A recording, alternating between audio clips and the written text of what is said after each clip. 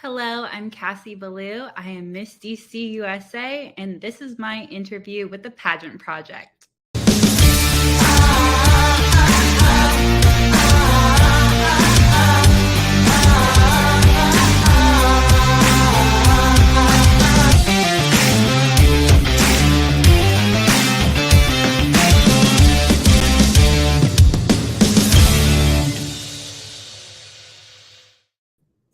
Good evening, everyone. It's Adrian from the Pageant Project. My special guest for today is Cassie Baloue, who is the somewhat newly crowned Miss DC USA 2023. Cassie, welcome to the show. How are you?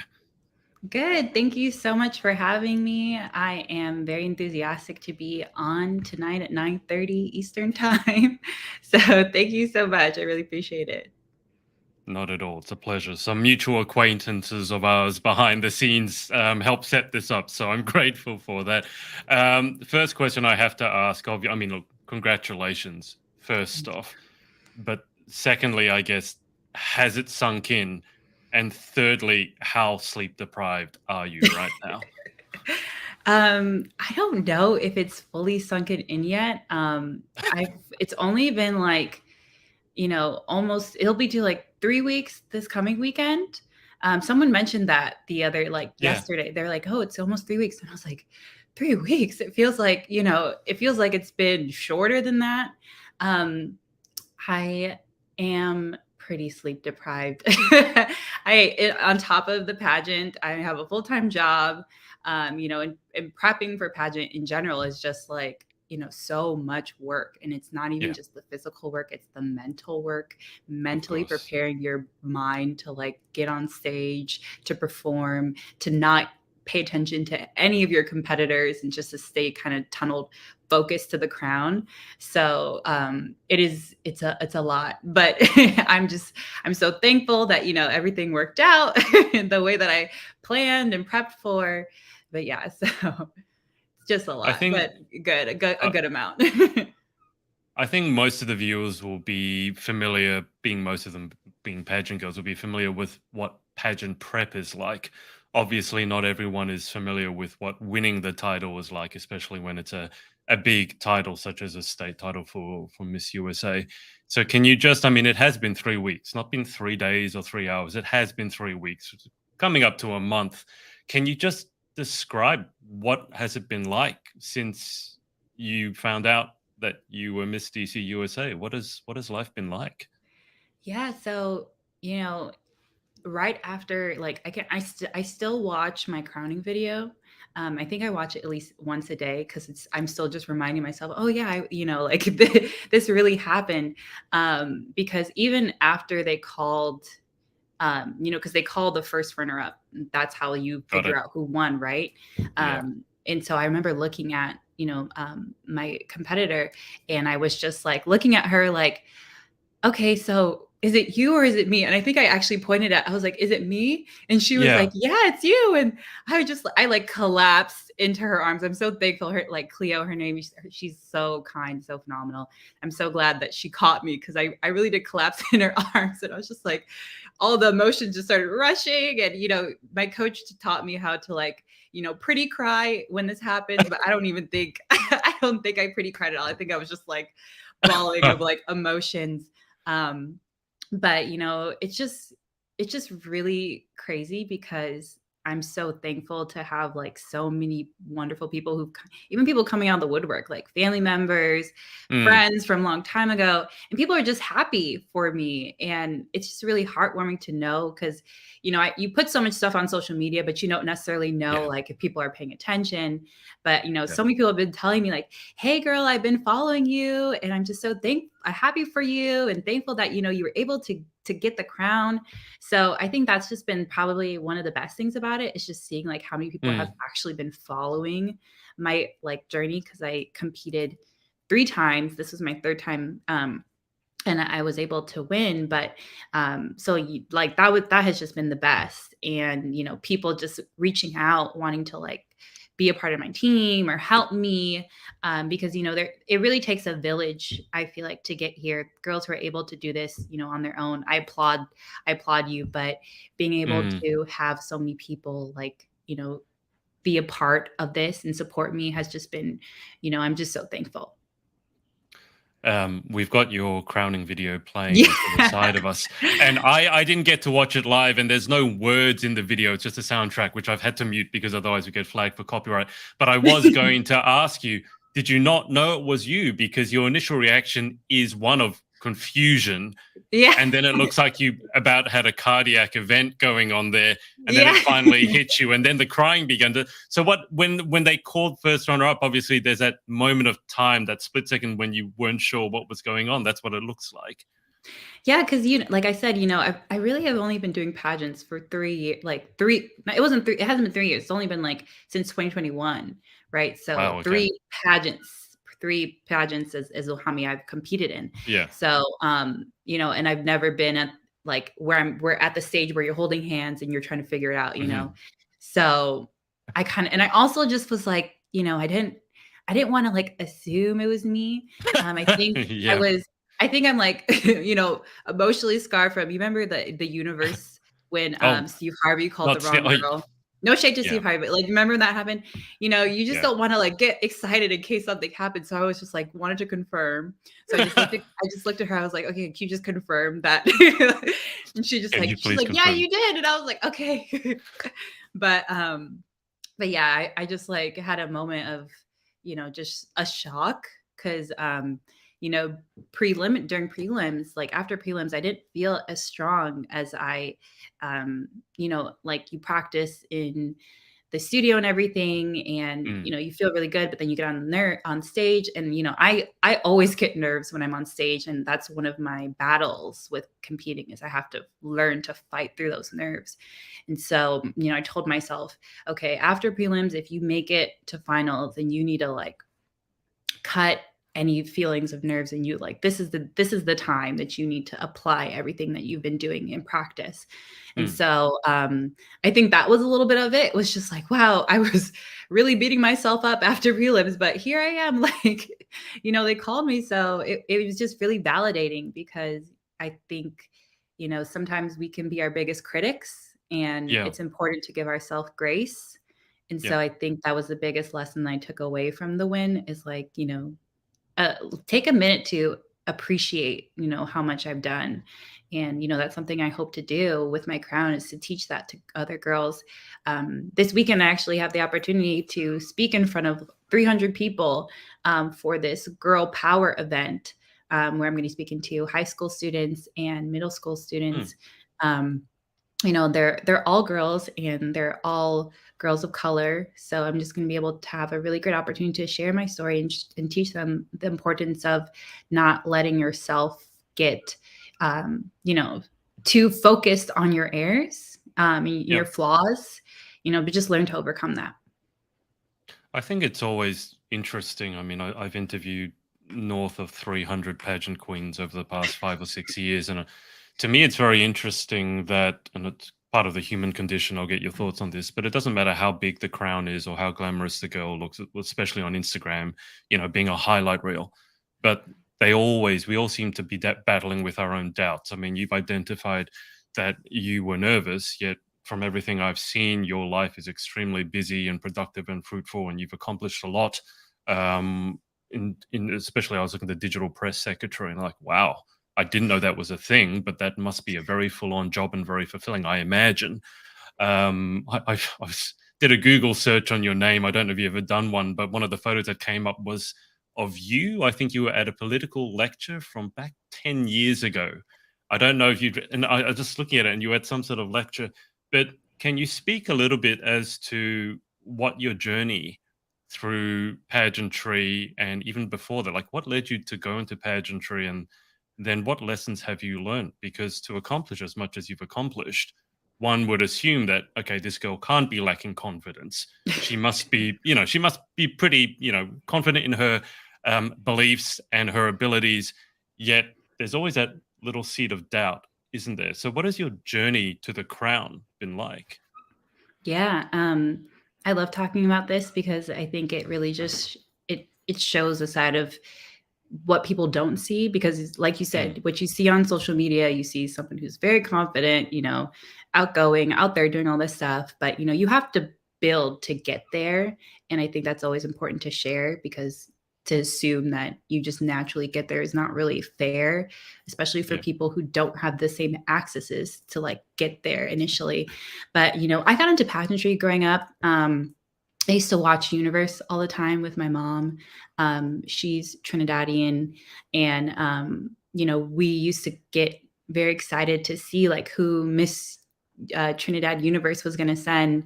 You know, that was just like our small thing growing up in the States, being able to connect with, you know, part of our culture back home.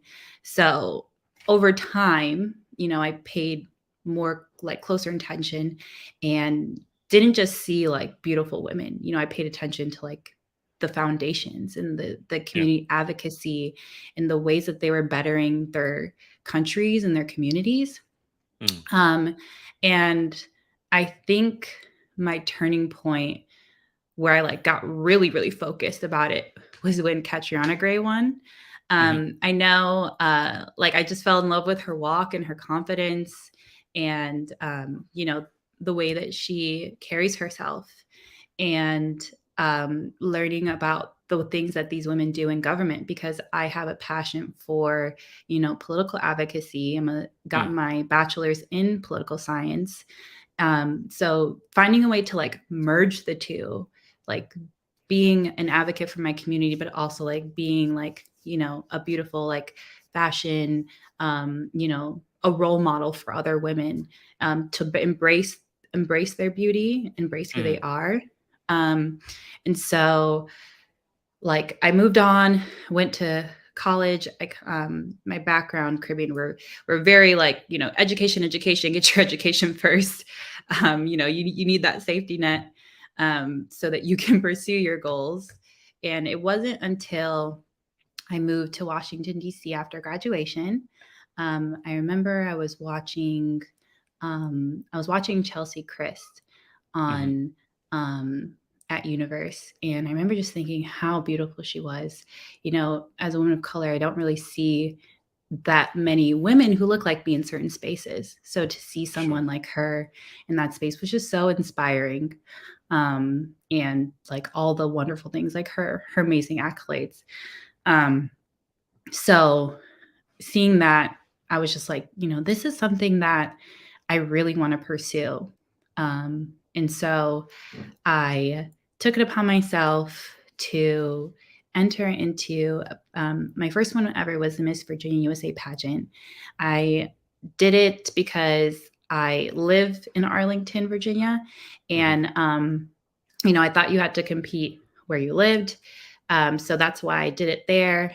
And, you know, it was a great experience. I had 3 months to prepare, which is not enough time, but you know, it was a hustle. It was a hustle. I definitely think that girls should take a lot more time to prepare, but you know, it's still good to get your feet wet because Yeah. practice makes perfect.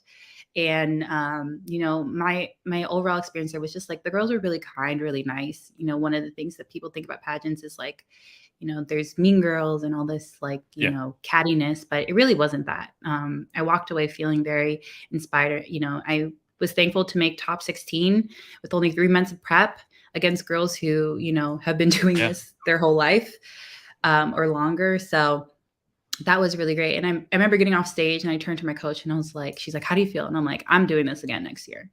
So, you know, how I got into the DC pageant system was because I learned that since DC is not really, well, it's not really, but like DC is not a state, Yeah. you can go to school and you can work there in addition to living there to be able to compete in that pageant system.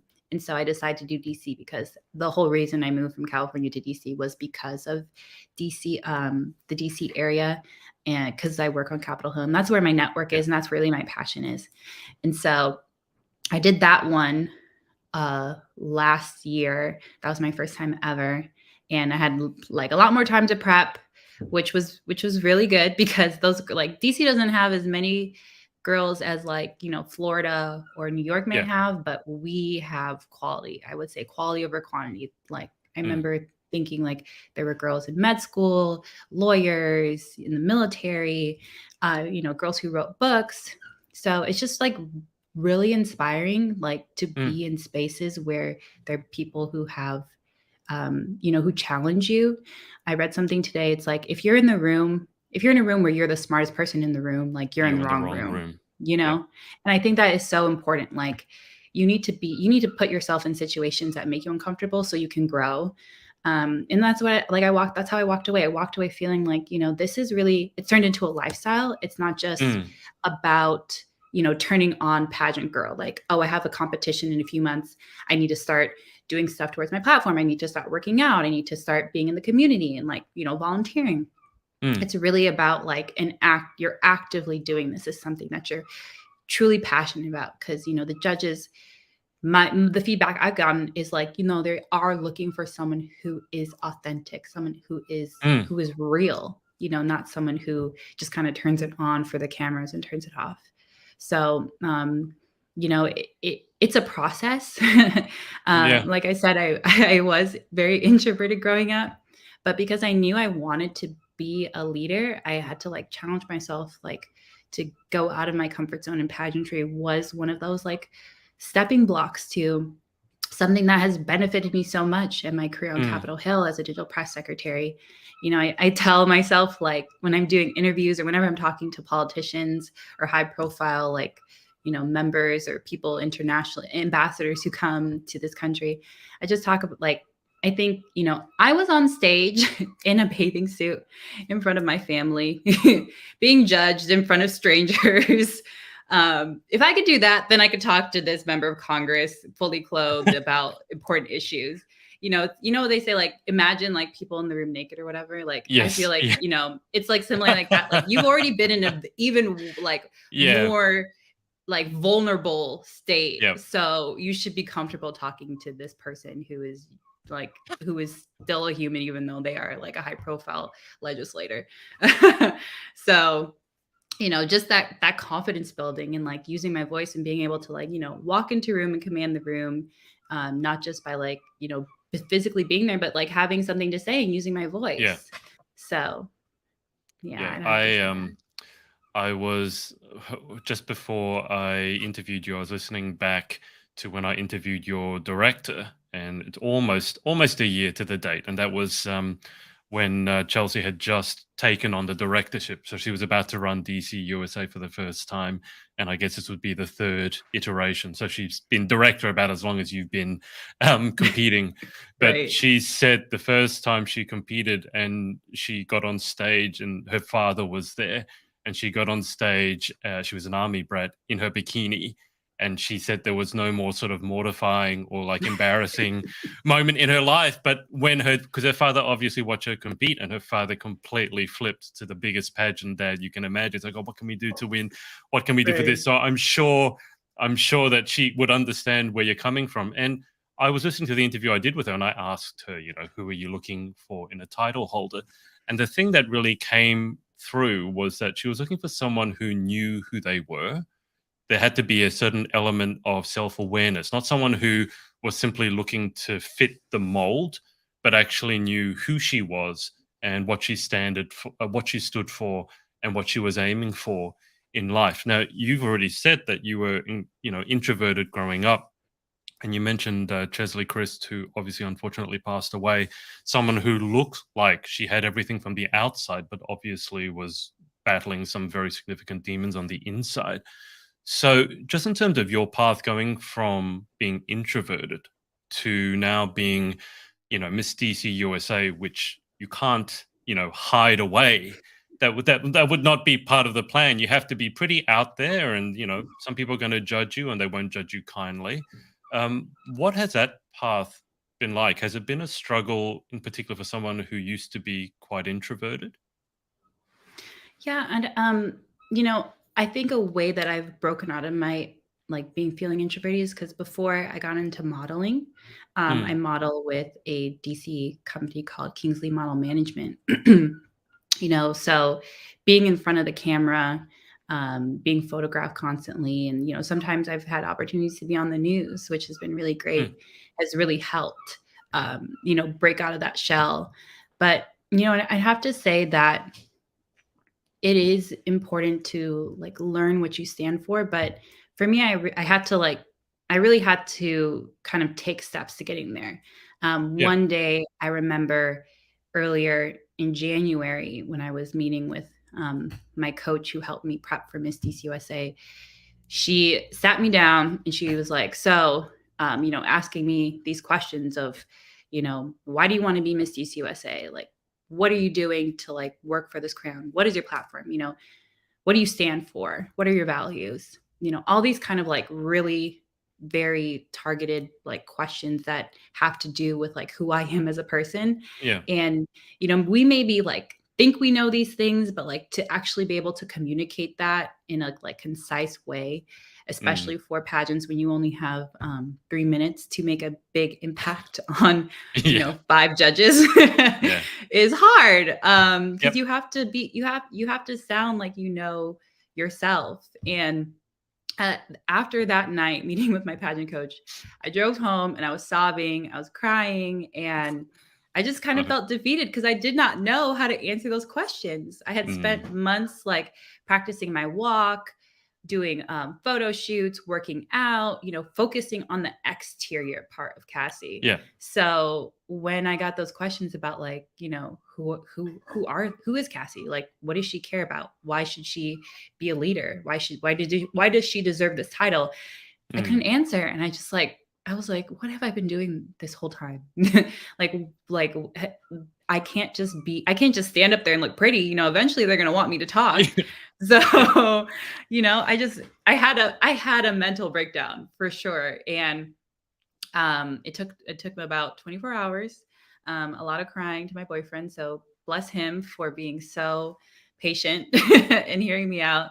But after that, I kind of like I was like, okay, like I rolled up my sleeves and I wrote out a strategy plan. I wrote Mm. out my platform, and that was like going to be my anchor. And my platform is cancer awareness. I decided like, why is this important to me?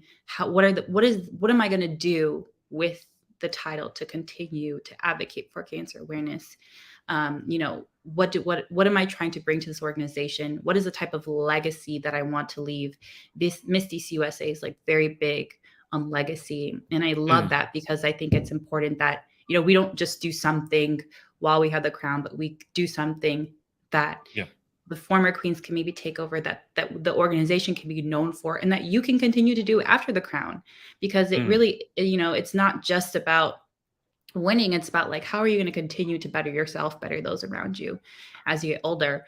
So, just being hard on yourself. Because like I said, being like kind of surfing through life and not having to deal with any like harsh questions and challenges, Mm. you really don't grow. And so I think at that moment in January was a big turning point for me, because that's when I had action items that I think really pushed me over this Mm. year compared to the previous year. Because last year I would say I kind of focused more on the exterior.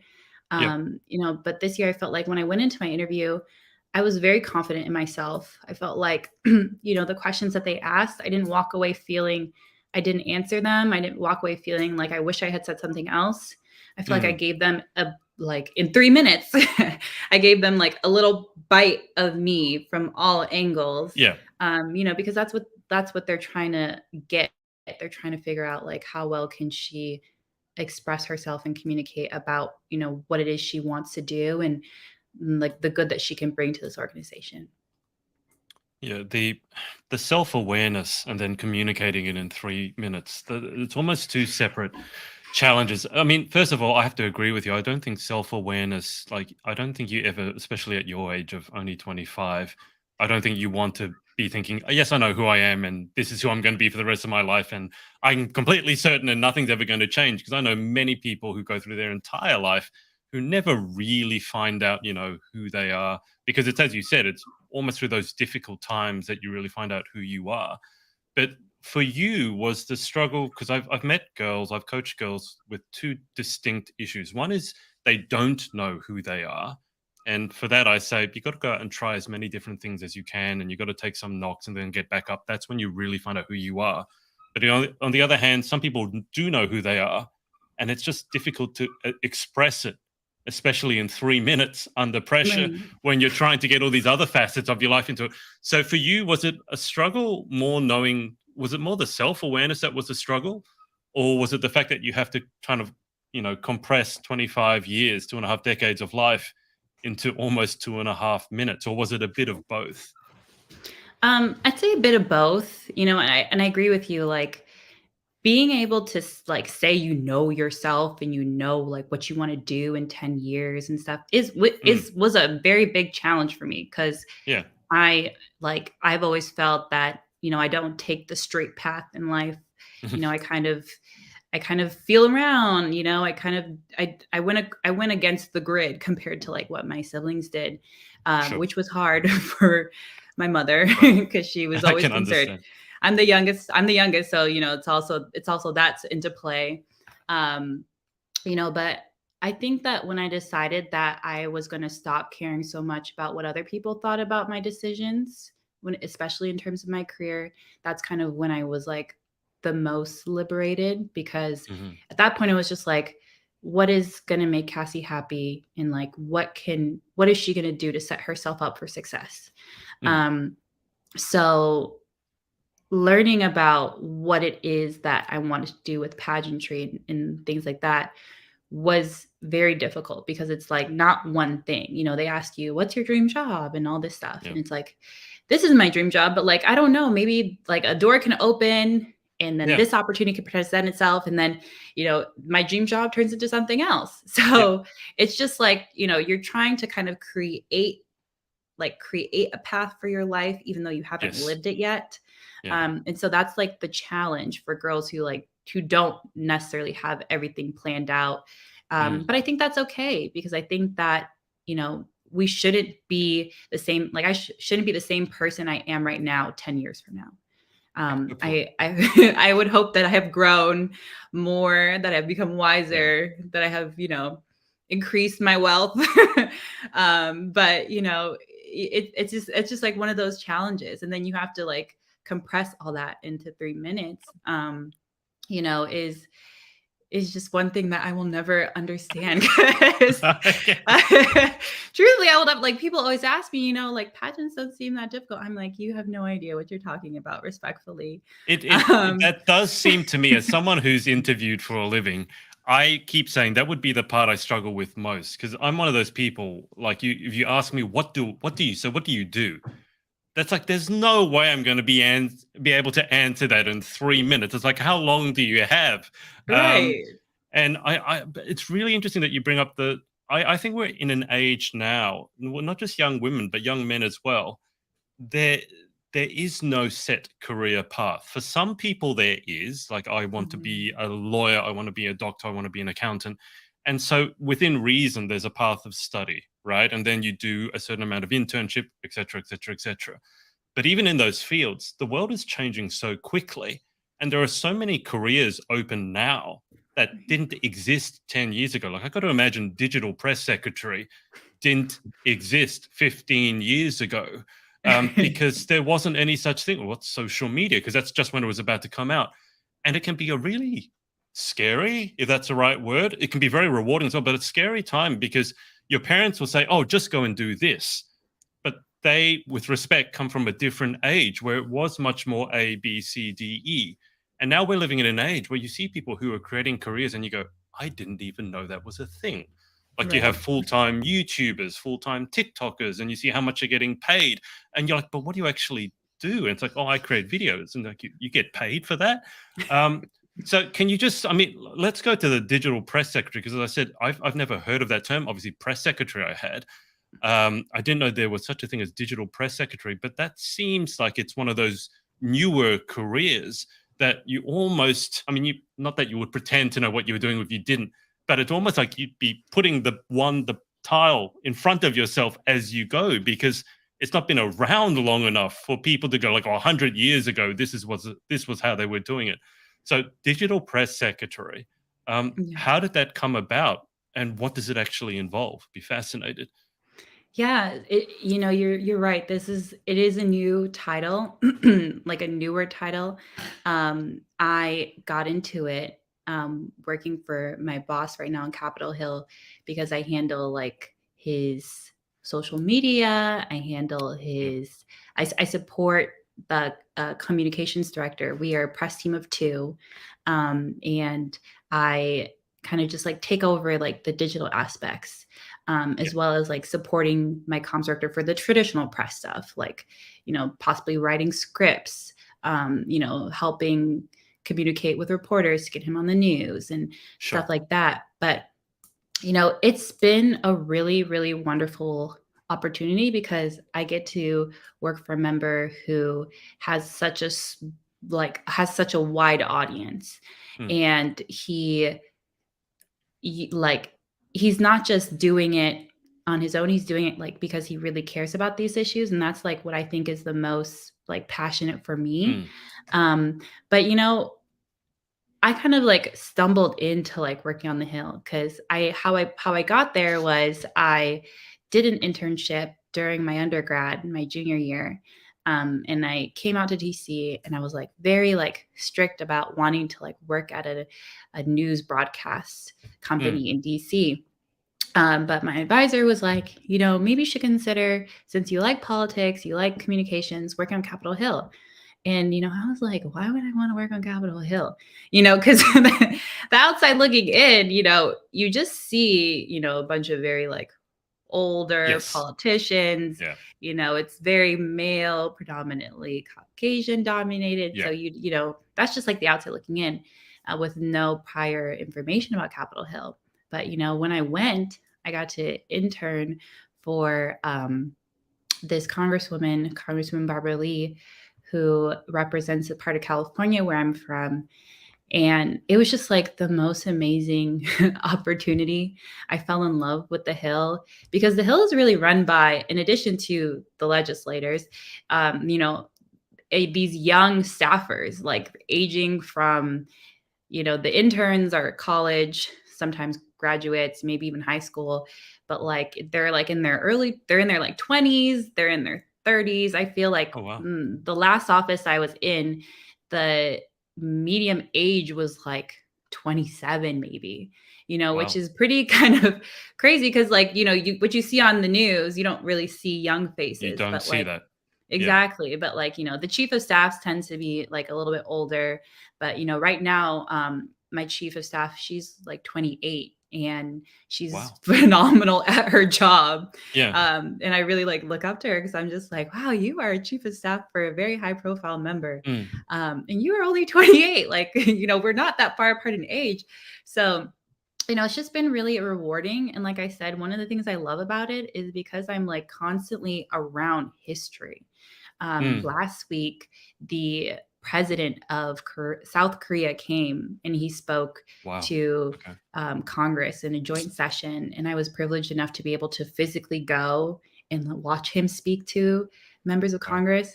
And so it was just like stuff like that, it's just Yeah. really like I was sitting there and I was just listening and I just kept looking around the room. They take your cell phone, so you can't take any like the Selfies area I was TikTok sitting at. videos. Right. So Yeah. unfortunately, I couldn't snag a picture with Sure. the president of South Korea, but it was fine because I was really just sitting there and I was just soaking it in. I was just so thankful to be there. Like Yeah. I said, like there are not that many minorities on Capitol Hill. We've come a very, very long way though, Yeah. Yeah. in terms of representation. But I was just like had like pride and just feeling like so thankful, to be American, to be, a woman of color, and just to be like witnessing history. Um, and it's stuff like that it's just constantly rewarding, in addition to being able to like advocate for my communities about like Yeah. social issues that matter. And what I love about my job is like there isn't a day that always looks like the next. Like there's always something new because there's always breaking news, there's always new bills being introduced, there's always new issues presenting themselves. And what I love about my member is he's constantly speaking out on these issues. And that's something that I learned from him because, what I've been hearing a lot about this organization, the Miss USA, the Universe Mm. organization, is that we're not here to model. We're not here to just stand there and look pretty. We are here to use our voice, and to speak on issues that affect women, speak on issues that matter, Mm. call out these things in a like respective way. I I think it's very. I mean, I completely agree with you. You're certainly there to use your voice, and the political climate, not just in America but around the world. I've noticed that there's more and more young women who are taking an interest in politics, which I think is an amazing thing because it really stems from a desire to make change and to help make the world a better place. As Yeah. cliche as that might sound, the issue that I have is that the political climate, no matter which side of the spectrum you come from, it seems to me to be so divisive and such a hot topic most of the time that you are often scared to say anything because you're just going to be, they won't even hear what you say. All they will see is which side of the spectrum that you come from. And if you're from the other side of the spectrum, it's immediate attack mode. They don't listen to your argument, as cogent as it might be. They just basically slander you as a person. And to me, that's not what I would say is my natural milieu. It's like to go in and confront everyone and start yelling at everyone. That's not how I was brought up. I always believe like if we can work together, that's better than dividing. But it seems like in the last few years, it's become very, very divisive. Um, Now, I guess first question is that because you're obviously working in the Hill, on the Hill. Um, has that struck you at all? Does that seem like an accurate kind of reflection that it can seem quite divisive at the moment? Yeah, I think that's 100% accurate, especially, for our country in like the recent years. We are Mm, very polarized politics. You know, I try not to speak politics too much with people who I know who may have opposing views, just because people are easily offended. yeah, It's hard to have conversations now, which is kind of scary because when we stop having conversations with each other, we're not able to exactly. understand, we're not Yeah, able to, be empathetic. Um, that's one thing that in my paperwork for my pageantry was, how would you describe yourself like in one word? And one of the mm, words I used was empathy. I think it's really important for leaders to like remain empathetic because it's important that you can connect and understand, mm, because you need a certain members number of members to pass legislation, of course. and sometimes when you don't have those majorities, like you need to be able to bridge the gap, you need to be able to reach across the aisle. um, like especially issues that seem like no brainers, that seem like Yeah, this is an obvious issue and there is a clear solution to what we should do. yeah, But unfortunately, that's where politics takes over. That's where misinformation. And I would say that is the biggest problem in this country right now yeah, is misinformation and how it's being weaponized to, mm, discredit truth. yeah, And that's something that we really need to have our politicians come together on, is just like, can we just be in agreement about like the facts?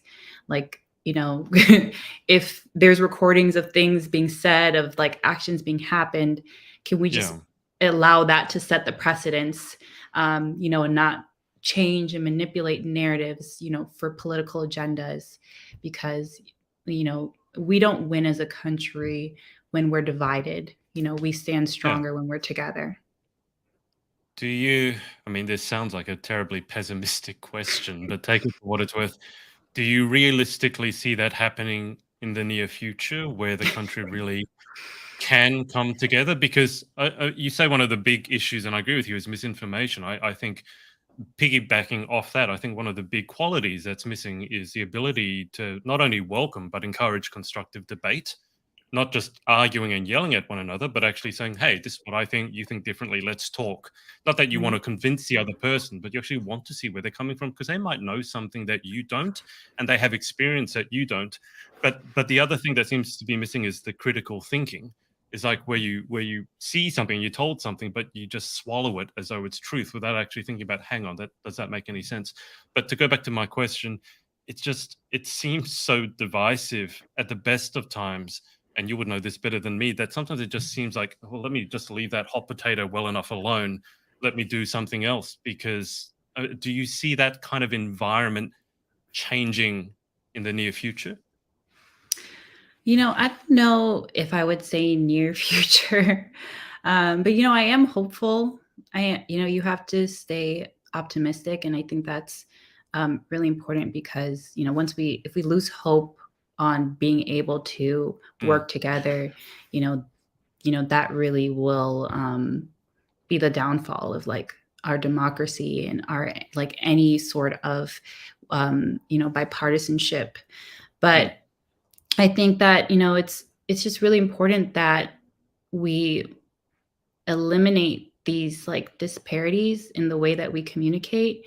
One thing that my boss talks about is like every member of Congress represents people from different backgrounds, different life experiences, and that's like what shapes the way that they think, the way that they feel, their values, even like religion plays a huge yeah, role in things. of And, course. even though we say religion separate from the state, it Yeah, always finds a way to come in to play, especially with, certain issues like women's health. of course. This is something that is being challenged, and unfortunately, in certain states, it's being banned, it's being taken away, and you know, I think that we have to continue to speak on this issue, continue to share the stories of, you know, what women go through and the importance of having control over your own body. It should this decision is a difficult one, and it's not one Mm, that should be decided by men. It's not one that should be decided by politicians. It's one that should always rest with women. And so I think that's like one of the stickiest issues right now that we're mm, dealing as a country, and one that is like so like one like you're either on this side or on that side. yeah, There's no yeah, middle. There's no compromise.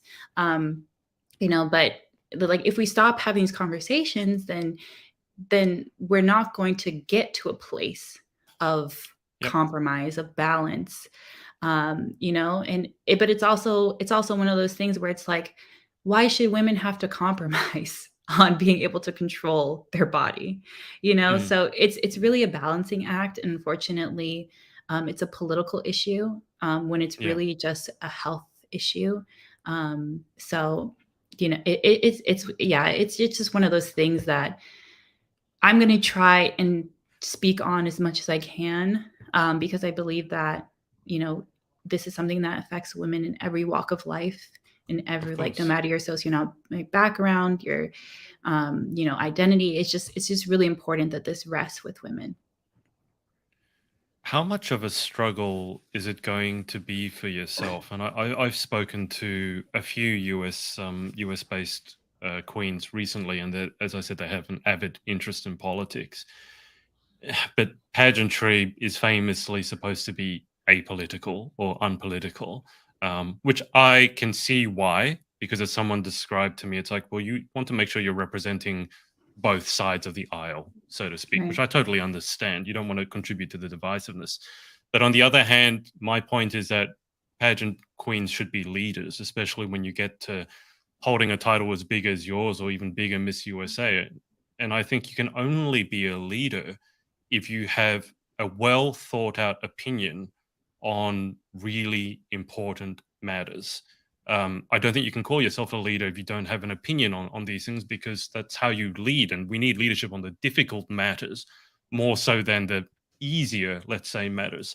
So, how difficult is it going to be for you to balance? Obviously, you're super enthusiastic about pageantry. You've done magnificently well, and you've got Miss USA coming up. That's a huge passion. On the other hand, you have this other passion, and you sometimes are told can't mix those two. That has to be a challenge, no? Yeah. Yeah, no, it's actually funny you say that because, when I got into pageantry, I was kinda like, should I talk about what I do? Like, should Yeah. I like try and like veer away from it? Even on Capitol Hill, I was like, should I talk about being in pageantry like to Mm. coworkers, or should I kind of hide that side of me? But I just decided like, they're looking for someone who's authentic, who is secure in Yeah. themselves. So I like hiding a part of myself is not going to help me win this pageant, and it's not going to be true. I'm not going to be true to who I am. Yeah. Um, but I agree that it's important to be honest about how you feel about things and to Mm. stand in your truth. But you know, I'm hoping that if I am awarded the opportunity to be the next Miss USA, hopefully maybe next Miss Universe, that I can speak on the issues that I care about, but also be able to listen Yes. to people Yeah. who have opposing views that I have. Mm. And then, let's create a dialogue. Let's have a Yep. conversation. I am open to learning and understanding where other people come from, because like I said, we don't come from the same backgrounds. We don't have the same Exactly. experiences. Yeah. We're not taught the same type of things in school, where Exactly. like Same a beliefs and critical race values. theory is Yeah. a big issue right now. They're like trying to change the way that they teach the things in our country's history in Mm. school. So, how can I expect somebody from a completely different community to think and feel the same way I feel Yeah. about issues? And I think that's what's really important, is just to make sure that, whoever has the crown, that they are someone who is open and is understanding, but also like, you can speak your mind, but you don't need to like push your political ideologies on people. Yeah. You don't need to put down other people's political Yeah. ideologies and values. Yeah. I think there's a big difference between having your own beliefs and values, and then and there's a difference between that, which is a good thing, and then going around trying to make sure everyone believes what you believe, which is a completely different matter. And I Right. don't think that's a good thing at all. Let me just segue around to the comments because we've had a few. Ralph here has said, "Good evening, Adrian and Cassie, and congratulations on winning Miss DC USA." Thank Uh, you. Now we have a millennial girl's life. I don't know who the name is, but she said it does take a village. Such a great role model. Sounds like a great coach. The one that made you cry sounds like a great coach. And then Reza, who I believe is the photographer, was the official photographer. She really gives Mhm. off Miss USA and Universe vibes. So you got a lot of support there. I think it's interesting. We all look for different things in a coach, and I used to be a tennis coach, and I came from that school of sort of tough love. I mean, not really, but kind of. And Mhm. it sounds like you might have gotten yourself a coach, sort of in the same mold. Oh, how do you Very find much a good so. coach? Everyone wants to find a good coach. So how did you find your coach?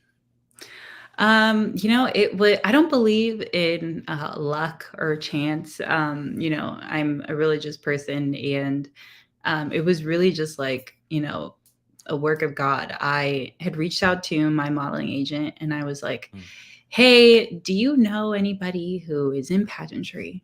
And she mm, was like, "Not really." But then I think like a couple days later, she had run into someone who she hadn't seen in like years, and he happens to be in pageantry, do photography. um, and then they were talking about me, and then she's like, I don't know if it could work, but like you could talk to him. He may be able to help direct you in the right direction. And so I hopped on a Zoom and I talked to Reza, who is mhm. the photographer, and his now fiance. Her name is Kie Sims. She coaches, and she was just kind of breaking into coaching at the time. Right. And so I was just pitching myself. I was like, I really want to get into pageants. I'm just very enthusiastic to learn and to like, and this was like, I had no idea what I would have to be doing. Of I had course. Yeah. like literally nothing. I just thought, help me figure out which dress to wear, help me be able to like answer on stage questions. If they Yeah. ask like, why do you want to be like DCUSA, like world peace, like help me not be able to Gosh. help me say more than world peace. Okay. So, and I just fell in love with my team. One thing about my coach is that she gives me 100% and then some. She is now my pageant mom. She is she is my tough love. And I think Yeah. that, having yes people on your team is not gonna do any good for you. She is not afraid to tell me what she really feels. And, sometimes I'm like, okay, cool. And sometimes I'm like, okay, I'm going to need a minute because my ego is going to need a minute. Yeah. But it's just been so rewarding to work Yeah. with her, because I think that's also something is that she is very outgoing, and some you could say a little too outgoing. But she helped me open up my shell. And I think that was like one of the ways that I've grown out of being an introvert, Yeah. is because, I've you have to surround yourself with people who can help you grow. Yeah. And I've done that. Like I surrounded myself with very confident, very go-getter women, successful women, people who are driven, and that's what's helped me kind of stay on my game. Cause I'm like, I have a lot of friends who work in government, who work in like the political advocacy, who are doing phenomenal things. And so like, I'm supporting them, but I'm also like, okay, she's doing that. Let me I should be doing something too. Like I should be trying to, and it's not necessarily like comparing yourself. It's more just like using them to inspire me as well. Yeah. Because like in like my onstage question, for example, was like, what is something that younger female generation should improve on for the future? And I said, I think it's really important that we don't be intimidated by each other, but like use that intimidation, because there's obviously something that we respect about that person. There's obviously something about them that, is good. And that's why we may be feeling intimidated or insecure about ourselves. But instead, like, let's use that to like drive yourself, like how, like to, to like overcome whatever it is you feel like they're better at you at or something. And so, that's what I love to do with my friends, is just like be inspired by them and like root for them. And, and I think that's like what a role model is. It's like creating a space for others to grow as well, and to like show them like what they can do to succeed in their own space. Would you still consider yourself to be an introvert at heart? And I ask this because I, especially in school, was very introverted. And to this day, I'd still say I'm more introvert than extrovert. But people wouldn't believe it because, I'm talking to people all the time and people say, oh, you're so outgoing, you're extrovert. I'm like, actually, no. Right. Sometimes there's nothing better than to go home and just hide away from the world. But I think it's really important for introverts out there to know you don't have to become extroverted to become successful, because as an introvert, very often because you hear and see the people who are loudest. That just makes sense. So you think, oh, I have to be like them in order to be successful. But then I think I can't remember who it was. It was a woman who gave a TED talk, and it was the power of being introverted or something like that. And she laid out so well, and the book, I read the book as well, the power of being introverted in terms of, creativity, and some of the most successful people in the world, you'd never know they were in the room, but they don't care. They're all right with that. So would you still consider yourself to be introverted? Are we now extroverted, or are we now like that situational? I don't know, like that somewhere, that messy place in between. Where are we now? I think it's definitely like an in between. And I think that's just how my life is. It's never just black and white, right? Being introverted is really good though, because like, your social clock runs out and you're like, I want to be home now instead of, I get that. and that's good, because I think it's like, really important. And, I had to learn, my boyfriend always tells me, he's like, you say yes to too many things. You need to say no to some stuff so you can rest. Yeah. And it's important because like it's important we maintain our health, our mental health. Mm, And so being able to like, not have that FOMO, that fear of missing out, and just be home and yeah. just allow your body to kind of like recharge, allow yourself to Mm, like re-strategize and like, regroup, figure out like what your next steps are is really important. Cause like if you're just go, mm, go, go, and you don't have any time to like to breathe, to process, to like recover, then you like slow down, you get sick, like it's just kind of like a tumbling effect of issues. So yeah. I do love that I'm, in addition to being out there and et cetera, that I'm also perfectly okay sitting on the couch watching Netflix in the dark. So, it's a balance. You need a balance, but, respect to those people who need to be the loudest person in the room at all times, and that's just their personalities. And I think that it is Yeah. important, like you said, to make sure people know that you don't have to just be that person in order to be successful. Not at all. Like you can Yeah. be like me where you turn it on, you turn it off. Yeah. But it's like use it as like keep it in your arsenal and use it at your disposal. Yeah. Yeah. Well, what's your favorite way to recharge? I mean, you already said the Netflix. I think it's funny that you mentioned in the dark that it has to be in the dark when it's lit. It's too much stimulation. But what's your favorite way to switch off? Yeah, like I love some Netflix and I love some comfort food. I don't know if you probably saw my social media after every pageant, I have to go and get a burger. I did Um, see that. it may be a little cliche, but it's just my little reward. Um, for all the hard work. I feel like it hits all the food groups. You have some like dairy, you have some meat, you have some wheat, you have some veggies. It hits all the things that you've been denying yourself probably in the lead It's up to all the the pageant. things. No, Yeah. exactly. It is all the things that I have not been able to have. Um, but yeah, I love to do that. I love spending time with my family. I have created like such a wonderful family here in DC who has been my huge support. So, and we're very big on like family events and stuff like Yeah. that. So just some like just pure fun. Like, I don't have to be like on type of things. It's like the best way to recharge. What are we watching on Netflix? We are watching I was just watching Love is Blind. I am Okay. I love I love reality shows.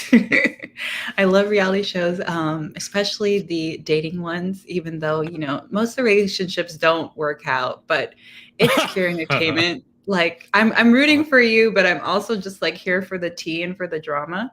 Um, but I'm also like Netflix just added Mindy Project, and I'm a huge Mindy Kaling fan because I used to love watching. I mean, I still watch it, but like I loved her on The Office. Yeah. So I love like I like dry humor, like Parks and Rec and like Oh, Modern okay. Family, like Yeah. those kind of like documentary type, and Yeah. even like Abbott Elementary. I don't know if you've ever seen that one. They just got a bunch No. of awards recently, like last year, I think. But it was just, yeah. So just stuff like that, just comedy. I like comedies. It's interesting we talk about, burgers and then talk about reality TV because I've always sort of reality TV as sort of the junk food of It TV. is Like it feels good at the time, but afterwards you just go, what am I doing with my life? Have you heard pretty have you much. heard of a show called Married at First Sight? Yes, I am very familiar with Married at First Sight. You can say too familiar. Oh I will no. never go on one of those shows, but I will always watch it. I, My one of my okay. family members said that he's like, if I ever end up on a reality show, I will know that, I have not been. I have to reevaluate my life. But You know that you I'm hit like, rock that's bottom. right. I'm like, that's a little harsh. That's a little harsh. But I don't know. It's just pure entertainment. And I always wonder, like you really want to like marry a stranger, like you really don't. You really like marrying a stranger like on reality show, like with all these people watching. But I applaud them. It is a big leap. It is not easy to do. It is not easy to do. It's And it's certainly not. It's not easy to do. I don't know if I'd applaud them. I mean, it's not easy to do, but jumping out of a plane without a parachute is also not easy to do. Doesn't mean Right. it's a smart decision. But I find it fascinating, people who watch it and then are so surprised when, two strangers get married and then, 3 months later, they broke apart. I'm like, you're surprised? How Right. can you be surprised by this? Because so many of the pageant community got into Married at First Sight, and then there's Love Island, and there's quite a few pageant girls who go onto these shows, especially in the United Kingdom, in the UK. I just see it as a junk food of TV. So that's how we that sounds like a good way of unwinding. Just before we get to the final 10, because we've been on for a while, I always like to give you guys a chance to give shout outs to people who've been supporting you along your journey. So if you want to take a minute and just make sure you don't forget anyone, because I'm sure you got a lot of people to thank. So anyone you want to give a shout out to for supporting you? Yeah, I'll start first with my director, Chelsea, and managing director, Cordelia. Thank you so much for taking me on as the next Miss DC USA.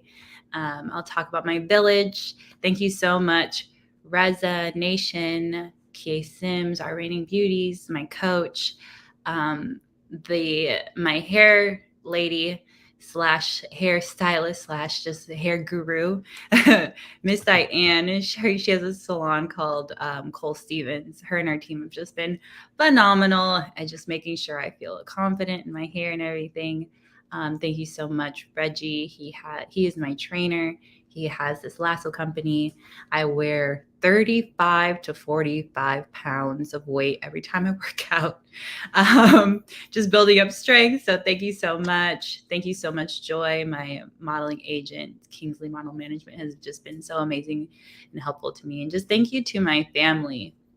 Thank you so much, Miss Sherry, Chris, Mr. Terry, Miss Diane, Miss Donna, Miss Kendra. Thank you so much. And thank you so much to my mom and dad for loving and supporting me and always holding me down and making sure that I feel appreciated and loved. And thank you so much, Anna. I could spend another extra hour talking about everybody, but I just want to say that it really does take a village. And I'm so thankful to my village and all the people who have, invested in me financially, or with their service or just with their love and support and their, everything that I am is because of all the people who have shown me their support. And I'm just endlessly thankful. You brought up one thing that I did actually want to talk to you about, and I forgot. It's at lasso. The balls. These weighted.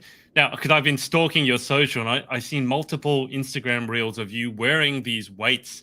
They look like metal balls is the only way that I can describe them, and they're chained around your waist. And I have not seen a single workout video of yours where you look like you're enjoying yourself. I saw one video where you just look thoroughly unimpressed. You're wearing the weights around your waist. You're stepping up into one of those big foam cubes with a plate, looks like a 20, 40 pound weight above your head. And you just look like you're ready to punch someone out. Is it as fun as it looks?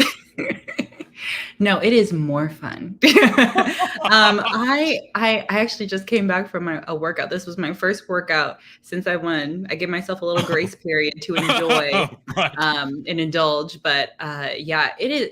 I always tell my trainer, I'm like, hey, can you film me because he it's for his promotion for his lasso. And I'm like, can you film me in the beginning of the workouts when I'm not gross and sweaty, when I'm I'm still a little bit cute and I'm a little bit I don't look like I'm exhausted. He didn't seem to get the memo. His thing is he's like, I want to take you on the brink of giving up. That's what it looks like. And then I want to pull you back. And that's literally what he said to me. And I was just like, okay, great. I'm like, this is what I signed up for, I guess. But you know what? It worked out because last year I got the swimsuit award. So, it's okay. It's if it's not broke, don't fix it. I don't but it's I don't look happy. I haven't got those influencers who look really cute while they work out. Oh, and they're smiling and they're dancing and they're just so cute in their outfit. I'm not that person. I'm I'm very much the opposite of that probably because I look like I'm gasping for air. But it's a good workout. I'll just say that. And That's why afterwards when I drive home, I feel so happy because that's over. Like I feel like I've accomplished the world. I feel like I'm on top of the world. I've gone through, and they're only an hour. It's only an hour of that, and I'm oh goodness. An But hour is a terribly long time, depending on what you're doing. Like if you don't have oxygen for an hour, that's a very long time. But right. I just thought it was so funny because I figured it must have been your trainer who's taking the video, and I'd be like, "Well, don't you want to take a video of her, like when she's looking like super cute, got the outfit on?" But every video, like you don't look just unhappy. You look like you're ready to kill somebody, and you're like, there's one where you dragging a sled, and then you're sprinting. But in every video, it's not pageant face. It's not a face you'd ever want to show on the pageant stage. You genuinely look very angry and annoyed that you had to be there. But I guess it worked. It did work. It works, but you know what?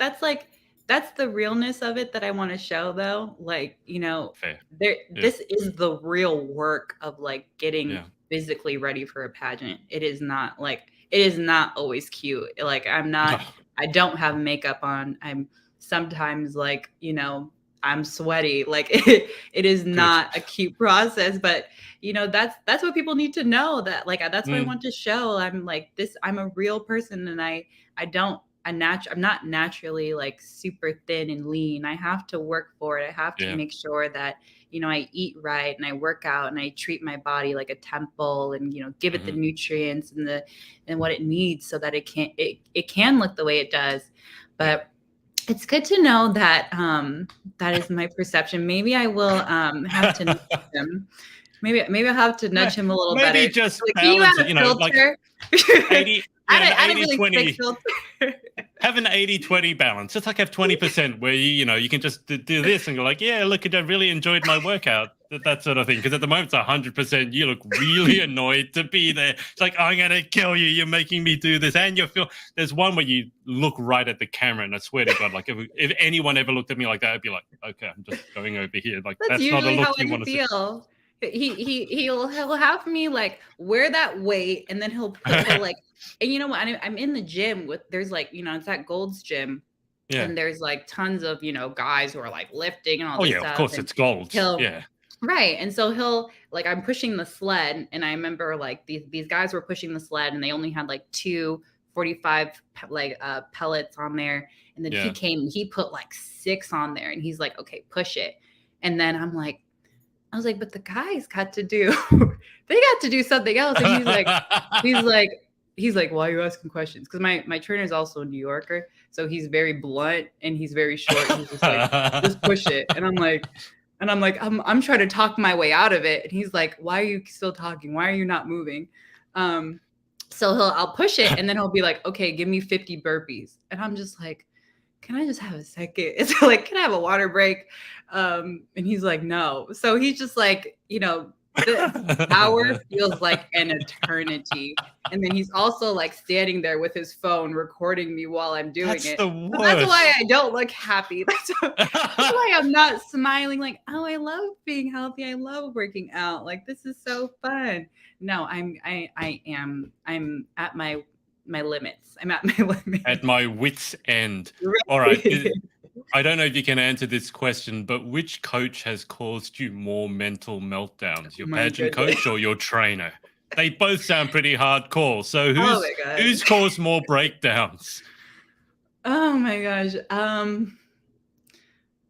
I'd have to say my pageant coach, only because my trainer, because like I will go work out and like yes, the process is like a lot, but like it's also a stress relief for me. Sure. But yeah, my pageant coach, because she does like everything. She was helping with my image. She was helping with my walk. She was helping with my questions. She was helping with my social media. So it's like she was like wearing all these hats for me. Yeah. And so that means that she's being critical on all these different and for all these different things. But she's being critical because she cares. But there was this one time during walking pattern practice, and I like a certain type of music. I like R&B, I like pop, I like soca, I like those type of I don't really listen to much country, but there's some sort of songs I like, but it's not really my strong suit. Yeah, And I remember she was like, you need to learn how to walk to any song because you don't know what type of song they're gonna play. Like you that's can't just fair. walk to Okay. Beyonce all the time because Oh, yeah. they may not play Beyonce. And I was like, Yeah. okay, well, whatever. So she played, and I was having like a rough day. I think I was stressed out about work or something else. And she put on this country music song. And I remember I just started crying because I was just like, so I was like, why did you put this song on? I don't know this song. Like, do you want me to be unhappy? Like, and she was just like, she was just laughing at me. And I was like, I am very and so it was just like, it was like so silly of me because I'm like, the song was actually a very good song. And, in hindsight, I was just being a little much, I was just stressed out. But, it's just she does those things like because she pushes me and she's like you need to make sure you can push through because Yeah, that's having the fair. crown and being a leader like you are not going to have times you're not going to have any breaks, you're not going to be able to Yeah. like say, hey, I need a rain check. You need to be able to power through. And I think that's one thing I love about working with her. She taught me how to push through and how to Yeah. like not let things stress me out and just to like continue to like be able to give like 100% of yourself as much as you can and like give it like go all out. Mm.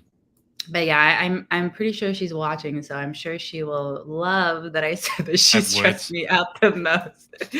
So thank you. Now I have to go talk to Yeah. her. She'll be like, excuse me. Hey, look, there's a reason I asked you that question after you gave the shout outs, okay? I Right. do know Okay. what Oh, I'm doing. there was a But plan. There was a plan. Yes.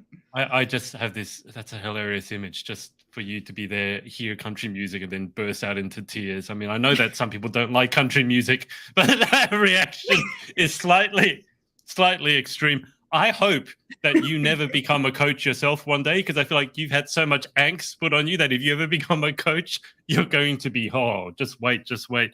So, that 100%. I am I feel like I'm just going to be like, okay, do it this way. Why aren't you doing it this way? You need like very nitpicky, etc. But like, I mean, also being on the other side, I like as someone who is on the side of someone who gets much critiques, I can also like, I know like how that person could be feeling. But yeah, I mean, it's all tough love and it's all of necessary. course, of course, yeah. We're building up somebody. You can't do that without a little pressure. Of course. Final question before we segue to the final 10. How much would you enjoy getting to train your trainer? Like if she was on the other foot and you got to train him for just one session and he had to do everything you told him to and he wasn't allowed to talk back, how much would you enjoy that? Oh my goodness, I would love that. It's actually funny you say that because I was meeting with him to work out one day Yeah, and he was finishing up his workout. And I was like, yeah. I walked past and I saw him and I texted him, I was like, why are you taking so long to finish your reps? Hurry up, chop, chop. Because that's what he Oh. said to me. He's always like, chop, chop, come on. Uh-huh. Like, because I'll try and talk to him to try and like distract him from like giving me stuff to Yeah, do. I know. Yep. Yep. And I'm like, hurry up. Like, why are you running so slow? So I would absolutely love that. So he needs a little taste, a little A taste of taste of it. his own medicine. Right. But no, Oh, dear. he's been so helpful and I'm so thankful to work with him and his lasso company, even though it's stressful. But you know what? If you see another video, I'm gonna make sure to do this afterwards. I'll Yeah, I'm smile just going to more. say, remember what you're saying now. Next time he's taking a video of you and you feel like you want to throw the plate at his head, just remember that you said that you do enjoy it and that it's good stress relief. And then try and smile. Try and break out a Right. smile. Oh my goodness. Yes, I will. Good luck with that. All right, let's go to the final 10. Number one, these are just random questions. Number one, what is your favorite word? I have to say my favorite word is banter. I love to like just kind of go back and forth and have like some playful banter. My boyfriend says that I never he'll be right about something and then he'll be like, why can't you just say I'm right? And I'm like, well, maybe I don't like 100% feel like you're right, even though like you may be right. And he's just like, it's always like beating himself over the head with like a stick. Like, why can't I get this girl to just be like, yes, good idea, but it's just playful, and I do it out of just fun. So just a healthy banter keeps things interesting. I feel like he's never had an argument with a girl before. If he's asking, why can't you just say that I'm right? I'm like, don't you know how this works? Like, What's have you that ever won supposed one to of these mean? arguments? You know exactly what that means. It's like he just has to, yep, some you can win and some you just, don't go there. All right, Maybe so you should talk to him. I'm like, dude, how well has this worked for you in the past? Are we learning from our previous failures? Yes, no, maybe so. All right, number 2, what is your least favorite word? Least favorite word. I'd have to say maybe like disappointment. I feel like sometimes in situations when things don't go your way, like go according to plan, it's like really, really easy to like be disappointed in yourself. But, I like to think about like, for instance, last year when I didn't win Miss USA, it could have been really easy for me just to be like defeated and stuff. But, instead I was like, okay, I was able to get this close. What can I do to like elevate myself? So with every like failure, I think there's a way to learn and to grow. And so to look at it from that angle is important. Number 3, in life, what gets you excited or what turns you on?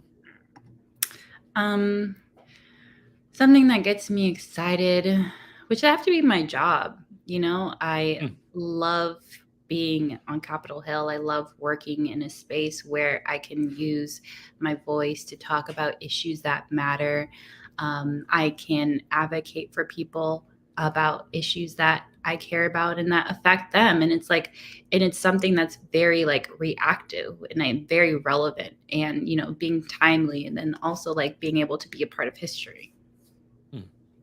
Number 4, what turns you off? I would have to say cold weather. I am, I'm originally from California, so I love the sun and the warmth. Right now in the Maryland, Washington D.C., Virginia area, we have a lot of like overcast and like cold, rainy days, and I like to think of myself like as a plant. I love the sun. Like I get, photosynthesis from the sun, just like, because I like seasonal depression is a real thing. And, yes, definitely. It is. So it's just like when it's a beautiful day outside, you just like, you just want to get out the house. You want to be outside. You want to go do stuff, so cold weather is just cold and rainy. It's just like, I'm not excited. Have you ever been to the UK? I have not yet. Don't. I have some. I heard it's not all bad. Well, nothing against the people, but when you say seasonal depression, I always thought, oh yeah, come on, what are you talking about? And then as an Aussie who loves his sun, I went over there and stayed there for about a month or 2 during their winter. And not only was it cold, the whole weather was just soggy. Like it doesn't make you want to go out. It won't necessarily be raining, but there's just a lot of moisture in the air. Like, no, I can't do that. So if you think of yourself as a plant, don't go to the UK. You're not going to have. Okay, noted. Time. I'll save my ticket. Number 5, what sound or noise do you love? I have to say what I love is soca. It's a Caribbean type of music. It's just like happy. It's just about like, they play it for carnival. It's just happy, uplifting, life, celebrating, community, like, family. That one, like that always gets me in the mood. And that's when I have my headphones in during the trainings, that's usually what I'm listening to, because I'm trying to stay happy while my trainer is trying to make me unhappy. You might need to tell your face. You really make me second guess me. Maybe I should tell them we can't film anymore because people think I look really angry. I tell you what, you go back and you have a look and you tell me if I'm wrong. I'm happy to admit when I'm wrong, but I'm just looking at them going, she looks so angry all the time. And there's one video, I can't remember when it was. You literally look at the camera like it's like, you better put that thing down or I'm throwing this at you. So, oh my goodness. and that's whilst you're listening to your happy music. So God forbid you ever, the beats or whatever went flat and then you just had to do the workout. Oh, jeez. Right.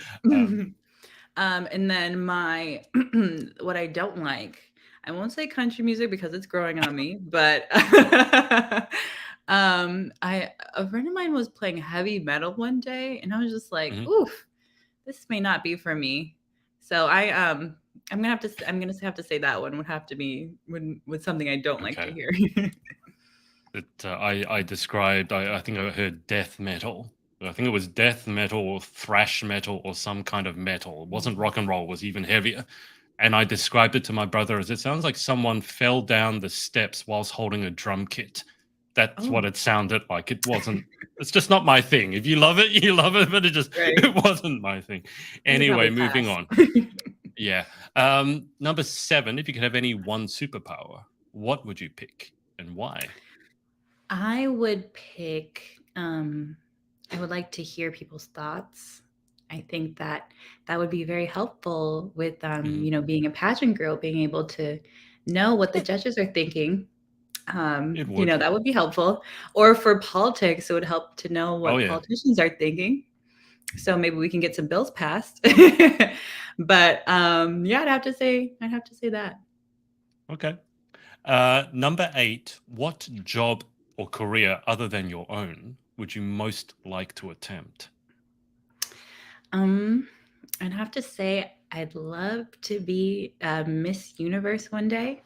This is something that, I have been building towards for a few years now. And, when I look at where I started to where I am now, it's just like, young Cassie just never, I never saw this coming. I never saw this happening. I always looked at those girls as like unattainable, or just not even that, just more like not even an option, Yeah. But as I've gotten wiser and older, I'm just kind of like, I can be this person, and I do have a goal, and I do have, I want to use that organization to talk about my platform, cancer awareness, because this is like an issue that affects everybody. Like everyone knows someone or indirectly knows someone who's dealing with cancer, and there's never enough voices talking about this issue. Yeah, absolutely. I lost both my grandparents to cancer, so you're never far removed from it, unfortunately. Oh, it was a long time ago. Number 9, what job would you definitely not like to attempt? What job would I not like to attempt? I'd have to say anything that would require me to have to be outside, because I don't like cold weather. Like when you see like people, what is like those crosswalk people, like those police officers who are outside. Like I remember I was driving to work and it was raining, and they had to like help these kids like walk across the street, because they need to stop traffic. I was just like, oh, you poor thing. Like I wanted to give them an umbrella. I wanted to give them a warm blanket because it was just so gross outside. So I'd have to say that, like anything that would require me to have to be outside at all times, regardless of the weather, like rain or shine. If I could just do the shine part, then I'll be good. I'm going to assume that from the sounds of things, you're a summer person, not a winter person. I am a July baby, and I same as me. Oh, really? What day? 26th. But the problem for me, it's the reason I hate my birthday is because it's always not only 2 reasons. One, it was always during exam period. So every time it was my birthday, I would have an exam. But number 2, it's always in the middle of winter for us because we're in the Southern Hemisphere. So one of my goals is to have a birthday in the Northern Hemisphere so I can actually celebrate it properly and have a summer birthday. Oh my goodness, yes. Come to the States. We welcome you with open arms. Summertime in like July is Mm. it's sticky and it's humid here, I'd rather that in than this area. cold. I'd Oh yeah, rather that than the cold. anything than the A cold. thousand, a thousand times.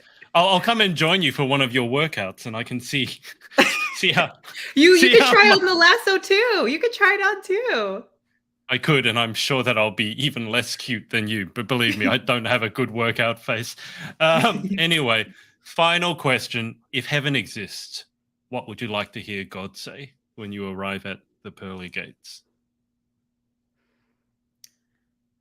Um, I think I would want him to like welcome me with open arms and hug me and just say that he's proud of me.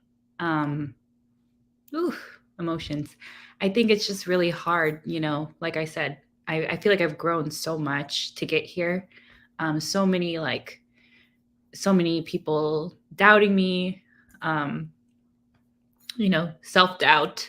Ooh, sorry. um, so it's really important. Like I want to show that to other women, like the importance of um, being confident in yourself and being vulnerable because I think when we're vulnerable we allow ourselves to grow more and Mm, we're able to connect with other people. When I started sharing the reasons why I got into cancer awareness, because my mom is a breast cancer survivor and currently battling a lymphoma brain tumor, it was like these doors opened up. Like I met mm, so many people in the cancer awareness space who educated me, who helped me learn and helped me be able to advocate. The other day I was at this fashion show and I was sitting backstage talking to one of the other models before we went on stage. And I was telling her, I'm going to be doing this pageant soon. This is my platform. mm. And she was like, oh my goodness, I lost my mother to cancer. My sister, she works with the American Cancer Society. Oh, wow. In their Washington D.C. office, and she is like one of their like executive directors, and would you like to connect with her? And I was like, this is that was for me was just like God working in my life, Mm, because I was really exactly. just able to have the opportunity to like really do some serious work and advocate. Mm, um so if I hadn't been vulnerable about what's going on in my life, then I would never have been able to have that conversation, would never have been able to like set up a meeting, and eventually meet with these people who I can learn from and who I can use my platform as Miss DC USA to raise awareness about this issue. So I think that, if God could just tell me that he's proud of me for just finally accepting myself, mm. and being the best person I can be, then I would just, I would really feel like I did everything that I was supposed to do on earth. Absolutely.